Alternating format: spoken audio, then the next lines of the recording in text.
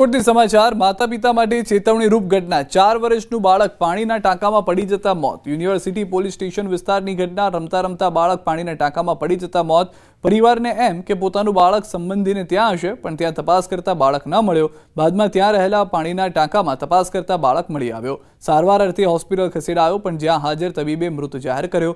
રિક્ષા ચલાવી પરિવારનું ગુજરાન ચલાવનાર પરિવારના 4 વર્ષના બાળકના મોતથી પરિવારમાં ભારે શોકની લાગણી છે।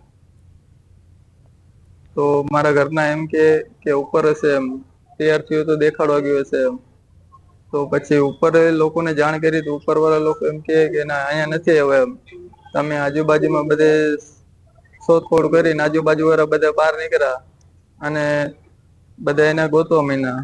એટલે મિનિમમ અડધી કલાક જેવું થયું ગોતવામાં અને પછી મારા બાપાને જાણ કરી। મારા બાપા ઘરે આવ્યા તે પછી એને ટાંકામાં જોયું તો આવી રીતે બનાવ બનેલો હતો ટાંકા અંદર।